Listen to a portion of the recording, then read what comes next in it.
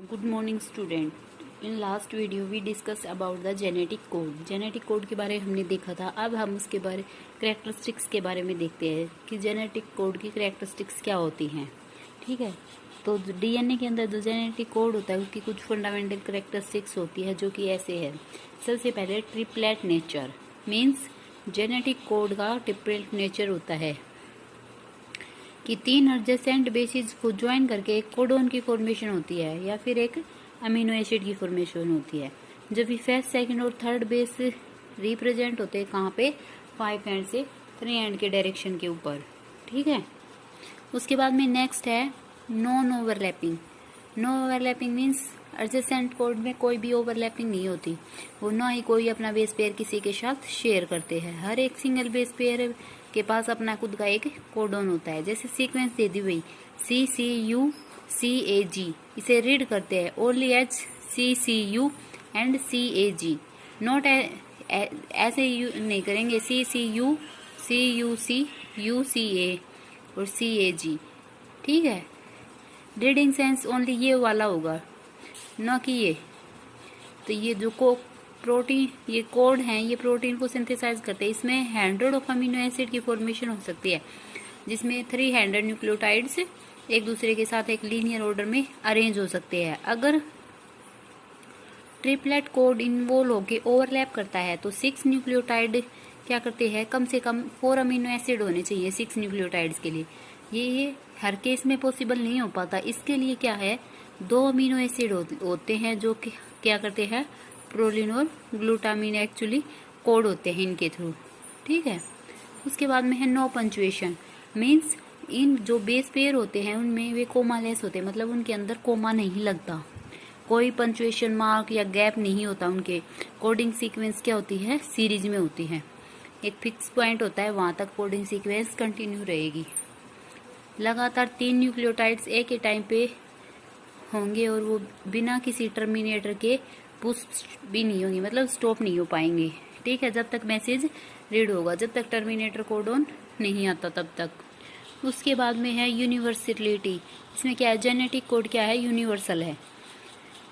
Means जो codon DNA और mRNA specific कर देते हैं किसी भी अमीनो एसिड को के लिए, जो प्रोटीन सिंथेसाइज सिस्टम में एक ऑर्गेनिज्म के लिए जो अमीनो एसिड फिक्स हो जाता है वो फिक्स हो जाता है, मतलब कि वो यूनिवर्सल हो जाता है।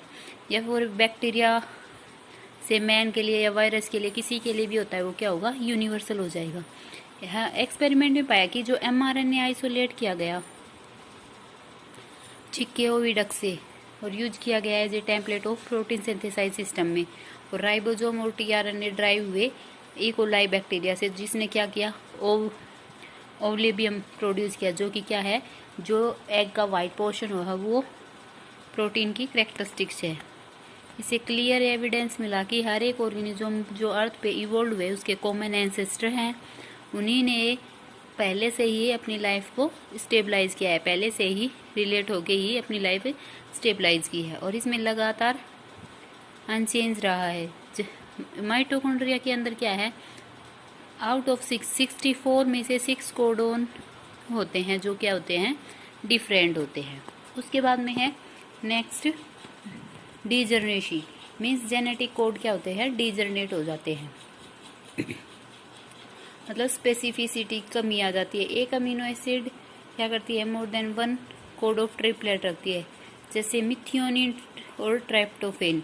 इसमें सिंगल ट्रिपलेट कोडोन होता है जो अदर अमीनो एसिड्स के स्पेसिफाई करता है। जैसे 2 से 6 बेस पेयर ट्रिपलेट होते हैं। तो फिनाइलिन में क्या होता है, 2 कोडोन होते हैं, UUA एंड UUC। आर्जिनिन में 6 कोडोन होते हैं। ये 6 कोडोन के थ्रू आर्जिनिन की फॉर्मेशन हो जाती है जो कि एक अमीनो एसिड है। एक वर्ड है रेडेंसी, ये क्या है, एक कोड है, नोट रैंडमली नहीं मिलता।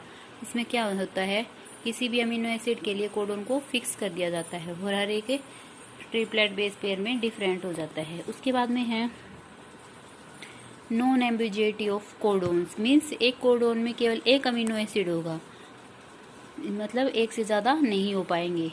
इसमें कोई डाउट नहीं है कि कोडोन क्या करते हैं, स्पेसिफाई करते हैं, ग्लूटामिक एसिड को स्पेसिफाई करते हैं। इन दोनों कोडोन के थ्रू ग्लूटामिक एसिड स्पेसिफाई होती है, और कोई भी अमीनो एसिड स्पेसिफाई नहीं होगी, इसलिए क्या ये नॉन एम्बिग्युइटी है।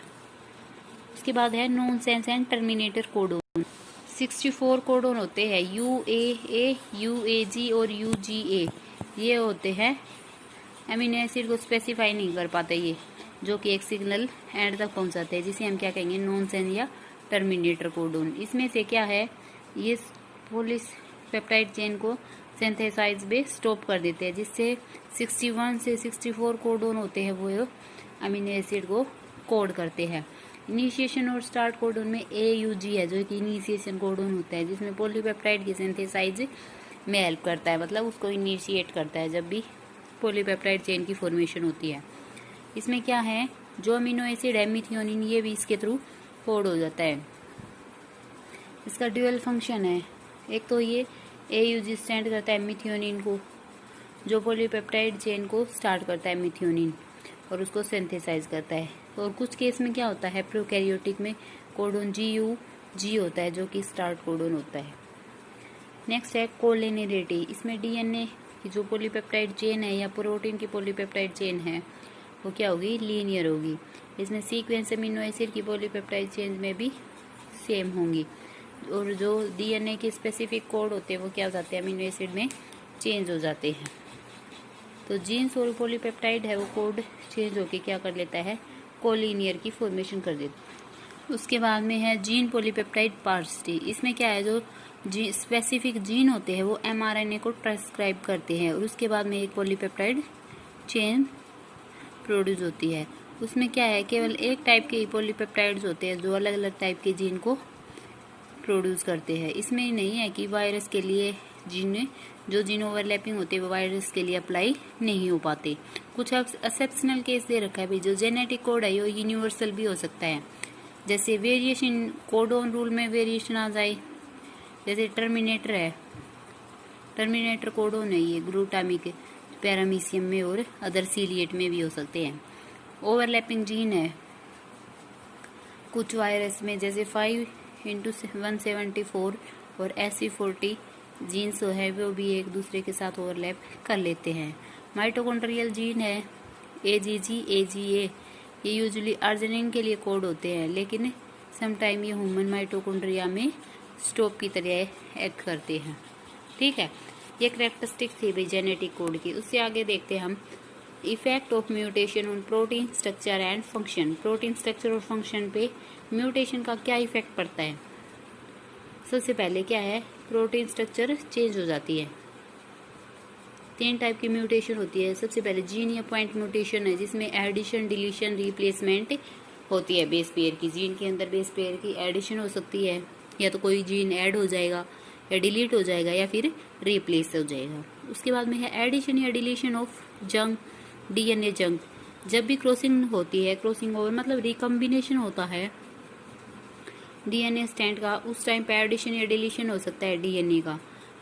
ठीक है, और क्या होता है, जंपिंग जीन होते हैं जो कि सफल करते हैं देयर लोकेशन, क्रोमोजोम की लोकेशन में चेंज कर जाते हैं, जिससे क्या होता है DNA की सीक्वेंस में फ्लंक किया जाता है। Effect of alerted protein, protein को अलर्टेड कर दिया जाता है। इसमें क्या है, म्यूटेशन है वो प्रोटीन पे रिफ्लेक्ट होता है। क्यों, क्योंकि mRNA है वो क्या करता है, म्यूटेटेड जीन को अच्छे से ट्रांसक्राइब करता है, और इसमें एक सेगमेंट होती है वो लेक होती है, प्रेजेंट नहीं होती है, और जो अलर्टेड सेगमेंट बेस पेयर में ऐड हो जाती है, जिससे क्या है, अब नॉर्मल mRNA है वो अलग अलग अमीनो एसिड पॉलीपेप्टाइड चेन में सिंथेसाइज करता है और एक मैसेज सेंड करता है।